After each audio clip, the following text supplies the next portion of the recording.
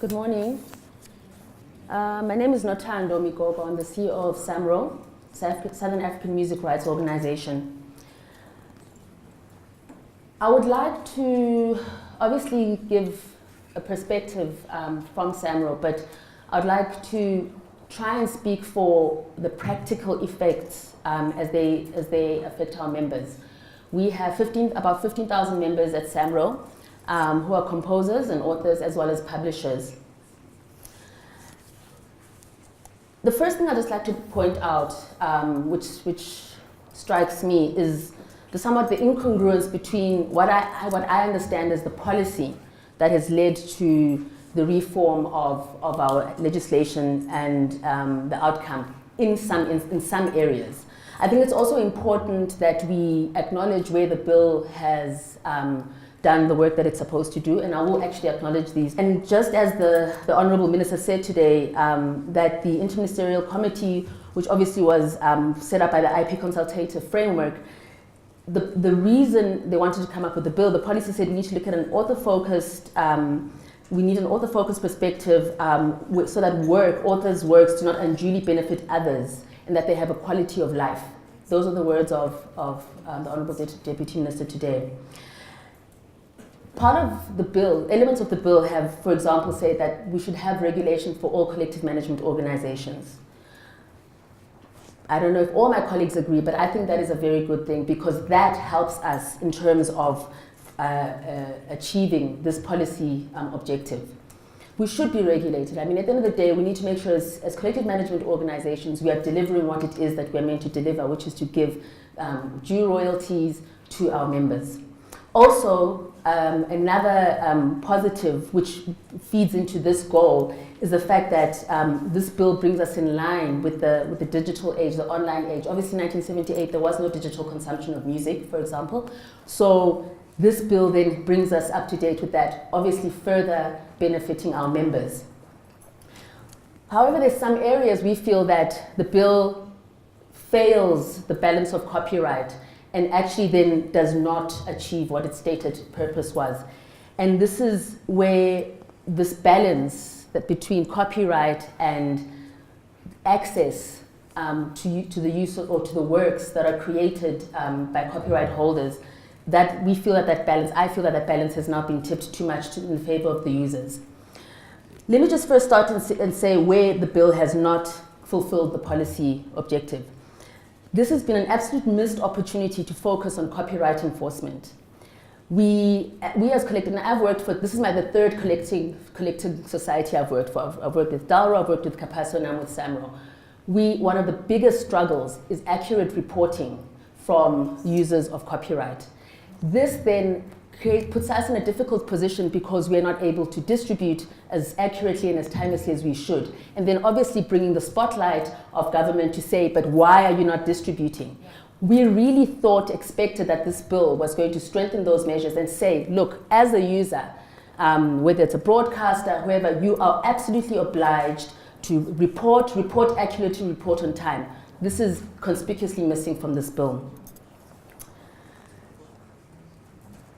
The next issue, which I think almost every speaker will touch on, is this issue of fair use. There's obviously the jurisprudential argument, which I think, whether the South African law and the US law fit together, there's that aspect. I would like to focus on the practical aspect that affects our members. The fact of the matter is, fair use relies very heavily on the court system.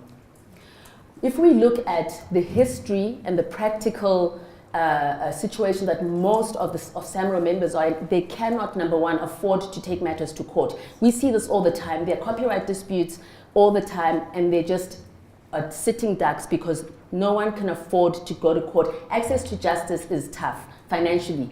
But even if you do get to court, the wheels of justice turn very slowly in this country. Fair use may be able to work practically in the States because the court system is possibly geared for these kind of cases to be heard quickly so that the matters are resolved quickly. This is not going to work in South Africa. It's important also, I think Professor Flynn mentioned that we have got the equivalent of a fair use provision in our constitution. I mean, the 36 section 36 limitation of rights talks about certain things that you need to look at when you're limiting a right. The fourth one, A, B, C, D, E, F, fifth one, is less restrictive means to achieve the purpose. This is a very, very important aspect of constitutional teaching in South Africa. And our proposal is that whether you call it fair use or fair dealing, let's not worry about the semantics, but the fact of the matter is that fair dealing, as what we understand it to be, is very restricted cases where you know that this is going to be an infringement.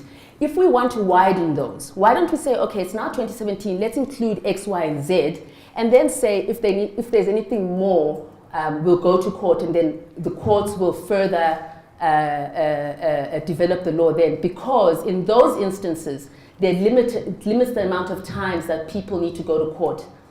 This is a least restrictive means if we have to find a common ground. But fair use will not be workable simply because of the demographic of most of the composers and authors in our country. And I think that is the point that was being made by my colleague from MASA. On the issue of the Constitution, in the IP consultative framework, it says the South African Constitution guarantees the right to property and that no law may permit arbitrary deprivation of property. In terms of the Constitution, property is not limited to land and would by implication include intellectual property.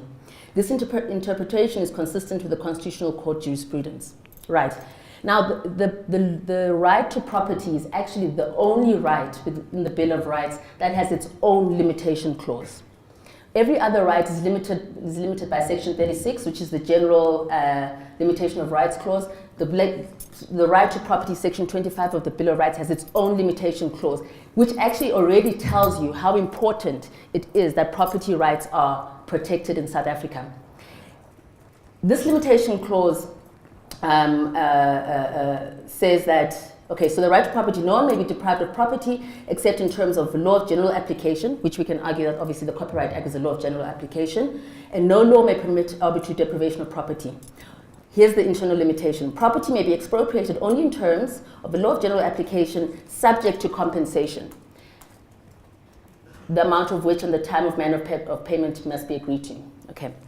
So just to, in this bill, when we talk about commissioned writers. Commissioned writers currently, when you commission, when a broadcaster or a user commissions you to create a work, they pay you for the sound recording, the copyright belongs to you. So many commissioned works, so many commissioned writers earn regular revenue from SAMRO every time their works are played as a jingle, as the opening sequence in a drama series, etc. This bill is saying now, when that commission happens, there's an immediate expropriation of that copyright. It does not talk about there must be additional compensation, as the right to property requires, that if the right to property is going to be limited, there has to be compensation. The bill is silent on that. And the important thing, though, is here, this is where we're saying that it's user-focused. How does that benefit an author? How does it benefit the quality of life of an author? Yet we still have, every time, I mean, I'm not a fan of the rhetoric that every time someone dies, we have to say they died a pauper. But really, if that is what the policy is saying, and it is a fact, Professor Fabs, I absolutely agree, Chair. Why are we then, in this instance, how does it benefit anyone? How does it benefit the creator in that instance? So that's just the constitutional argument. I think we have to be very careful about how we argue that. But another missed opportunity, I believe, sorry, just one more minute. There were two other missed opportunities, I think, that in as much as the bill recognizes that we are now moving into the internet age, and we are absolutely grateful for that. But I must say that the industry has been, for the last couple of years, licensing digital service providers, music service providers, even without the communication with the public right in the act. And that is because both industry and the users realize that we have to actually work together. So I think government needs to also realize that we're on the same boat. We've been implementing this legislation, even though our 1978 Act did not allow. So the two areas that we've also missed opportunities to address is, number one, the value gap that puts creators on the back foot. This is where you see large digital music service providers escaping copyright liability because they are user-generated services. And I think it's important because you may have heard of the safe harbor provisions, which are prevalent in America. This is why big service providers like YouTube, which is the #1 music discovery service on the African continent, does not have to pay as many royalties as, for example, private service providers. Yeah. It's because of this value gap. And it's important that we keep this in mind, because we're importing fair use, we're looking to import fair use and other things from different jurisdictions. Next thing we know, the safe harbor provisions will be here. We need to know what that means for our writers. It is not a good thing. And the last one, which I feel that we did miss an opportunity, is to look at the private copy levy. It's very difficult for us to know what private copying is happening, and we shouldn't have to monitor that. What we should just do is have a private copy levy for every private copy device, and that is going to then benefit all the authors and publishers. Thank you.